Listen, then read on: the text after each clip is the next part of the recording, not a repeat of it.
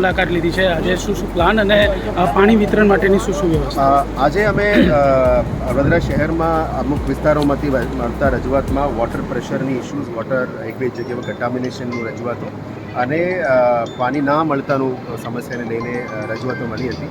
એને ધ્યાને લેતા ગઈકાલે અમે તમામ વોટર ડિપાર્ટમેન્ટના અધિકારીઓ સાથે, પાણી પુરવઠા ડિપાર્ટમેન્ટ સાથે આખી મિટિંગ કરી છે. પદાધિકારી સાથે પણ મિટિંગ કરી છે. પછી 5 પદાધિકારીઓ પણ પાણી પુરવઠા ડિપાર્ટમેન્ટ સાથે મિટિંગ કરી છે. આજે અમે સોર્સથી લઈને ટ્રાન્સમિશનથી લઈને ડિસ્ટ્રીબ્યુશનના તમામ અધિકારીઓને પણ સાથે રાખ્યા છે. આજે સિંદરોટ, મહીસાગર અને આજવાની વિઝિટ પણ અમે કરી રહ્યા છીએ. જે આપ જાણો છો કે વડોદરા શહેરમાં અત્યારે પાણીની જે રહી રહ્યા છે એમાં પૂરતું સપ્લાય આવનારા 20 દિવસ સુધી પાણીનું સપ્લાય છે જ, એમાં વાંધો નથી.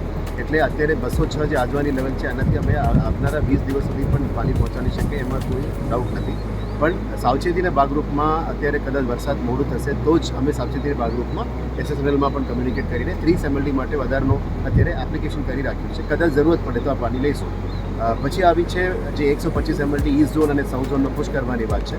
એ મોડલ કોડ ઓફ કન્ડક્ટના કારણે જે કામ ડિલે થઈ હતી એ અત્યારે કામ પણ શરૂ થઈ ગઈ છે. પહેલાં મેન્યુઅલ પુશિંગથી કામ ચાલતું હતું, એને વેગ આપવા માટે આપણે અત્યારે ટનલ પુશિંગથી ટેકનોલોજી યુઝ કરીને કામ વહેલા પૂરું કરવા માટે અત્યારે અમે મહેનત કરી રહ્યા છે. સાથે સાથ આજે આ 125 mldમાંથી 75 mld 40 mld ઈસ્ટ માટે અને થોડું પાણી સાઉથ માટે આ મહિના સુધી અમે અંદર સિસ્ટમમાં લાવી દઈશું, જેથી કરીને પાણીનું પ્રેશરનો ઇસ્યુઝ પણ સોર્ટ આઉટ થઈ જશે. હવે આવ્યું 5 mld એક્સ્ટ્રા પ્રેશર લોસને જે ક્રિએટ કરવા માટે અત્યારે સોર્સની ટીમ દ્વારા 3 mldને પંપ ચાલુ કરીને 3 mld પૂરું પાડવામાં આવ્યું છે. અને આપણા એક્ઝિક્યુટિવ એન્જિનિયરના ટીમ અત્યારે 2 mld માટે બીજો એક પંપ પણ મંગાવી રહ્યા છે, જેથી કરીને 2-3 વોર્ડ્સમાં ઈસ્ટ ઝોન અને નોર્થ ઝોનમાં જે પ્રેશરની સમસ્યા છે એને પૂરું કરવા માટે અમે આ વિધિન 3-4 ડેઝની આ સમસ્યા પણ પૂરું કરીશું.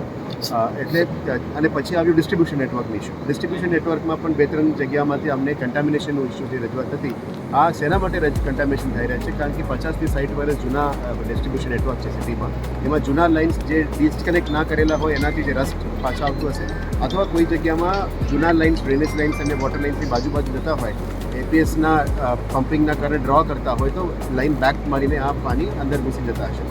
એને પણ દૂર કરવા માટે અત્યારે આપણે વોટર સ્પોટ્સ બનાવ્યા છે. વોટર સ્પોટ્સ અત્યારે વોર્ડમાં, સોસાયટીઝમાં, ગલીઓમાં જઈને આ જૂના લાઇન્સને ડિસ્કનેક્ટ કરી રહ્યા છે.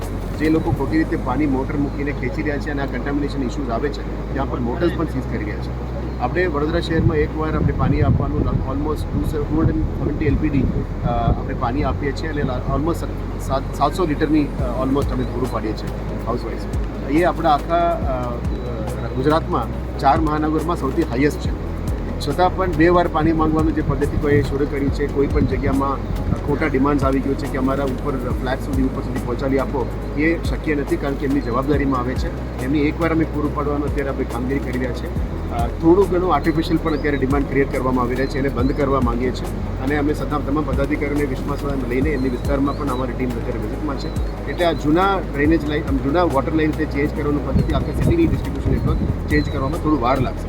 પણ આ સમરના સિઝનમાં 1-2 વોર્ડ્સની અંદર જે સમસ્યાઓ થઈ રહ્યા છે એને પૂરું પાડવા માટે અત્યારે ટીમ 100% કાર્યરત છે. સવાર 7થી રાતમાં 11 વાગ્યા સુધી ટીમ સીધું કામ કરી રહ્યા છે.